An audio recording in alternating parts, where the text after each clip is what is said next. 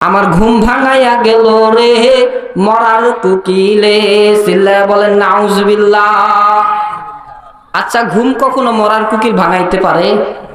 আচ্ছা আপনারা বলেন, কখনো পাখি মারা গেলে এই পাখি আপনারা আমার ঘুম ভাঙাইতে পারে? এইটা মানুষেরা দেখার জন্য, এইটা শোনার জন্য এখানে ভিড় হয়ে যাইতো যদি এখানে গানটা কে গাইছে? মমতাজ আপাকে। মমতাজ আপা, এই মমতাজ আপাকে যদি এখানে আনা হতো তাহলে দেখলেন হিনি মানুষের জায়গা হতো না। আরে ভাই, গান তো আমরা হুজুরেরাও পারি। শুনবেন? গান শুনবেন? আমরা হুজুরেরা গান পারি না? আমরাও গান পারি। এই শিল্পীরা যেটা গান কয়, এই গানগুলোরে আমরা চিৎ করে, উপর করে, কাট করে, একটু মডিফাই করে আমরা সুন্দর করে ইসলামের ভাষায় গান গাই। শুনবেন? শুনবেন? আমার ঘুম ভাঙাইয়া গেল রে ফজরের আজানে, আমায় পাগল বানাইছে গো মদিনার প্রেমে, আমায় উদাসীন বানাইয়া গেল জান্নাতের হুরে গো ফজরের আজানে, আমার ঘুম ভাঙাইয়া গেল গো ফজরের আজানে। চিল্লায় বলেন মারহাবা। কোরআনুল কারীমের ভেতরে বলেন, কুল বিফাদলিল্লাহি ওয়া বিরহমাতিহি ফাবিযালিকা ফালিয়াফরাহু হুয়া খায়রুম মিম্মা ইয়াজমাউন।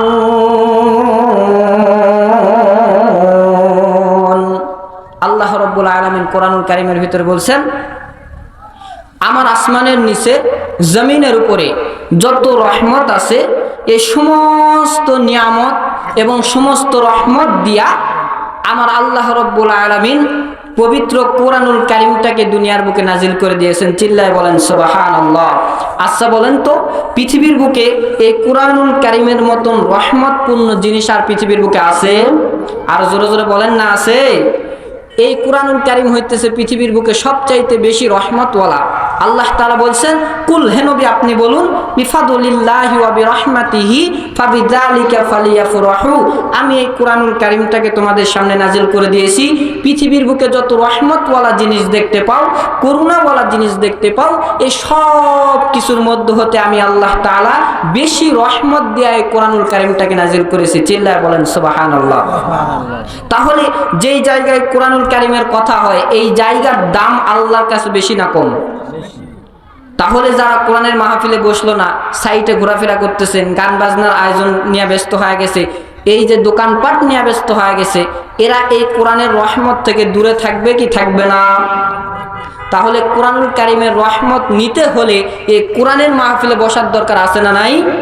কোরআনুল কারীমের মাহফিল, এই দেখেন আপনারা এত টাকা খরচ করে স্টেজ বানাইছেন, এত সুন্দর প্যান্ডেল বানাইছেন, তারপরে এখানে মানুষ নাই? আছে? মানুষ নাই। এই জায়গার ভেতরে যদি কোনো ডান্সারের মাস্টারকে নিয়ে আসা হতো, গানের শিল্পীকে আনা হতো, তাহলে মানুষ হতো না? জায়গা হতো না। দেখলেন হিনি যে সকালবেলা থেকেই মানুষেরা এমন বসা শুরু করে দিছে, দ্বিতীয় আর একটা প্যান্ডেল বানানোর দরকার লাগতো, ঠিক না? যদি শিল্পীকে আনা হতো, শিল্পীরা এসে গান গান গান বলবে, তাহলে বলেন তো আমরা গান পারি কি পারি না? আমরাও গান পারি, কিন্তু গানের ভাষা হইতেছে ইসলামী, আর তাদের গানের ভাষা হইতেছে গুনাহ। কি বাবা? গুনাহ। তারা যদি গান গায় তাহলে গুনাহ হবে, আর আমরা গান গাইলে কি হবে? সওয়াব হবে, সওয়াব। যাই হোক, ওই দিকে আমি যাইতে চাচ্ছি না। আমার কোরআনুল কারীমের ভিতরে আল্লাহ তাআলা বলেন, কুল বিফাদলিল্লাহি ওয়া বিরহমাতিহি ফাবিযালিকা ফালিয়াফরাহু হুয়া খায়রুম মিম্মা ইয়াজমাউন। আল্লাহু আকবার বলেন। আল্লাহ রাব্বুল আলামিন তামাম পৃথিবীর বুকে মানুষদেরকে ডাকিয়া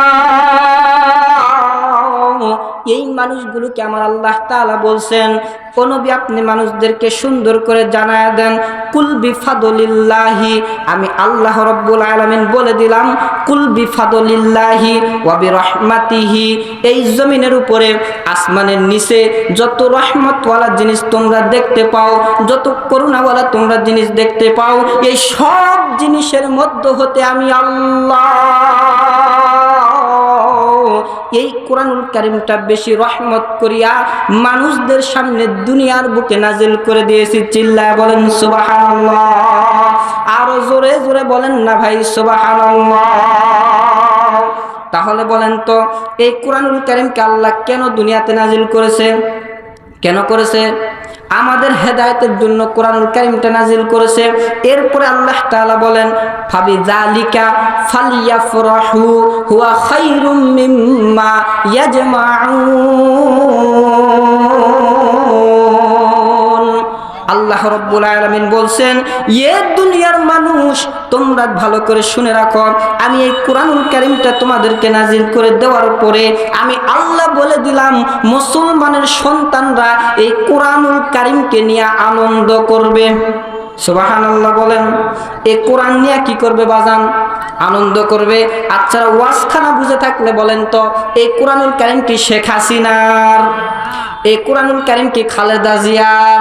এই কোরআনুল কারীম কি দেলোয়ার সাইদির, মিজানুর রহমান আজহারির? এ বাণী সকলের নয় কোন মুমিনের। যারাই চলবে মেনে ফল পাবে কোরআনের।